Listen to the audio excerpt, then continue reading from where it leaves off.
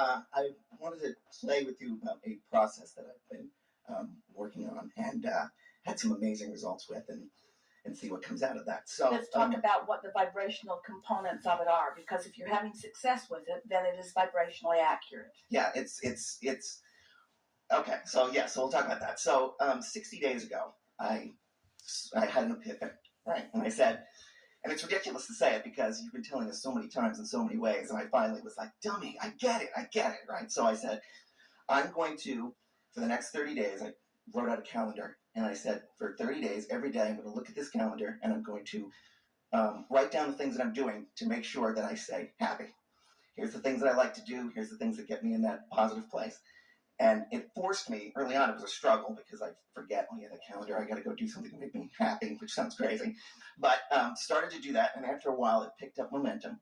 And one of the things that I did was I wrote you a thank you letter for all the amazing things that happened as a result of the process, which hadn't happened yet.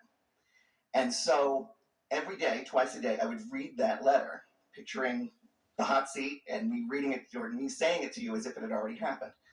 And I won't read the whole letter here, but some of the things that I put in. So let's just talk about the vibrationally accurate components so far. Okay. So by writing the letter now about something that hadn't manifested as if it already had manifested, you blurred the lines of present and future, and focused upon the vibration, which caused you to offer a vibration that was not split. And when a vibration isn't split and you focus upon it in a steady way, manifestations come to the vibration. Doesn't matter. Everything is now. So whether you're thinking about the past or the present or the future, you're doing it all right now. Right. So that's a very clever thing that you did. Scotty says that, Scotty, as he is setting up the room the night before, he always says to Esther, "Oh, this was such a good workshop."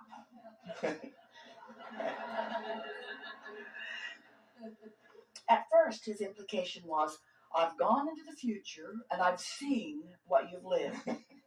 But it's the same thing, isn't it? I've found the vibrational frequency and I'm practicing it now because of something that is coming. But when you play it like that, it shores up the vibration now. Yeah. And the other aspect of it too is I wasn't that specific on some of it, because I noticed in the past I used to be very, very good at force filling my own grid. I'd say, I want to date that person. I'm going to make this happen because she's the right one. And then I'd be dating her and I'd go, ooh, no, sorry. Right. So, but I was very good at that. I could pick jobs. I'm going to get that job and it's going to be awesome. And I would get it and I would be miserable. So this, I talked about, I was less specific. And I said, okay, so one of the things is I've always wanted to be in business with my best friend. And we're going to finally figure out something that's going to be in a fun field that I maybe have no business in, but we're gonna make that happen finally, and I'm gonna finally find the love of my life. And I wrote down all the attributes of this woman, and I found that in reading it, by the time in reading this letter to myself, pretending it all already happened, I was in love with her. Right? I didn't even know her, but the list was exhaustive, and it's like, this is the most amazing woman on the planet. And I wrote about how I'm going to lose 15 pounds and I'm going to eat whatever I want and I'm going to not exercise and it's going to be fantastic. So I'm reading this miracle thing and so over the 30 days, 60 now, I didn't lose 15 pounds, I lost 17 pounds. Not, thank you, not changing anything. My best friend calls me out of the blue and says, I've got this amazing idea for a business. We're going to be partners. I have no business being in this field whatsoever, but it's the field I want to be in. And he said, we're 50-50 partners and we're getting all kinds of feedback on this is going to be this amazing thing. I'm going to be quitting my boring job soon and doing that full time. And then out of nowhere, a woman who I have carried a torch for 10 years, who we've been very, very good friends, all of a sudden one day says to me, I don't know why I'm saying this, but I can't not anymore. I am in love with you. And she is amazing. Like, amazing. And she's everything that's on the list. She was all of those things. And I'm sitting there and I keep looking at her going, really? Me? And she's saying the same thing to me. I can't believe it. So I don't want to talk her out of it. But So everything that I put in here to thank you for, I'm here now to say thank you from the bottom of my heart. So let's talk about the components of this. It's very clear what he's been doing. Did you hear a few dozen words that you kind of wished he wasn't saying? Like dummy, and the list was exhaustive, and can you feel how those words that usually we all cringe at didn't matter? Because the universe isn't hearing his words. He doesn't mean any of those things with those words. He's using those words to entertain the rest of us. And that the vibrational frequency of his being is one of, he practiced himself into the momentum of expecting what he wanted through writing the list of what he wants and speaking of it as if it is already done. Yeah. Genius. That was the one half of it. And the other half was, so when I was doing those things to make myself happy, I wasn't doing it saying, okay, now I'm going to pet my cat because somewhere the love of my life is coming, right? And I wasn't doing it to try to make it happen. I was saying, I got that in the letter. I'm already going to be thanking Abraham and Esther and everybody. I get it. She's going to come out of nowhere. So right now, I'm just going to have fun petting the cat or doing whatever was on my list of fun things to do. Well, hear what you're saying. This is an important thing, because what he's saying is he gets it that there's step 1, ask for what you want. Step 2, get into the place of allowing what you want. And step 3 is getting into the place of allowing what you want. Step 2 is the universe has already lined it up. But the important thing about the reason that you might want to pet your cat is in petting your cat, you're doing the step 3 thing. You can't do step 1 and step 3 at the same time. So anything that you're doing that feels good while you're doing it is a step 3 moment. Mm-hmm. There are 2 things that you talked about that we really think are worth shining a little light on because of how effectively they work for you. And we just want to talk about what that is. And that the first thing is, when you are trying to motivate something into being, when you're trying to hammer it into being, you talked about that a little bit, there is this belief within you that there is some hurdle to overcome. And so when you talked about wanting to hammer the grid into place, when you take an easy approach about things, then you're more likely to be inspired. And the inspiration to act is really what we're talking about here. So by practicing the thoughts that feel good about the things that you really care about, you practice the vibration until you are chronically in this place of allowing what you want. It's like on this emotional scale of spinning grid point of attraction discs, you found yourself chronically in that happy, good feeling place, because what you had written and what you were reading and what you therefore practiced into a place of expectation got you there, so that you were chronically there. So that anything that is a vibrational match to that kind of momentum has to join you there.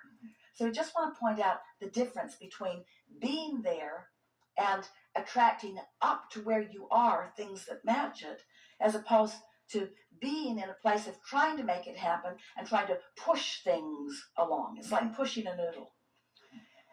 Everything that you said is vibrationally accurate.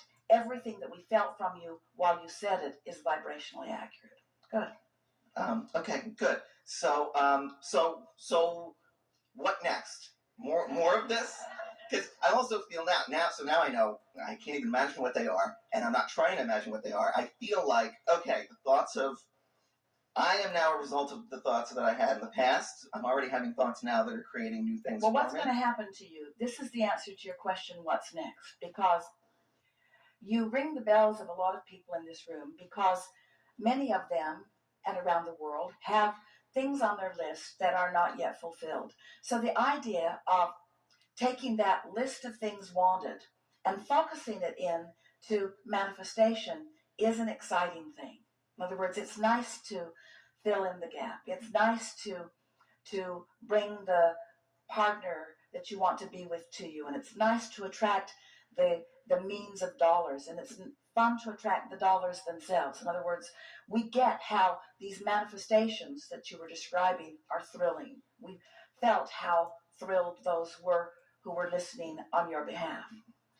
So what's next is the discovery of the satisfaction of sheer alignment. Yes, alignment produces results. Yes, alignment brings solutions to former problems. Yes, alignment brings answers to questions. Yes, alignment brings the money and the job and the girl. Yes, yes, yes, yes, yes. But alignment is a state of feeling good. Alignment also brings clarity. Esther said the other day, you can't buy this stuff. You can't buy the exhilaration I'm feeling right now. You can't buy the clarity I'm feeling right now. You can't buy this happy heart that I'm dancing with right now.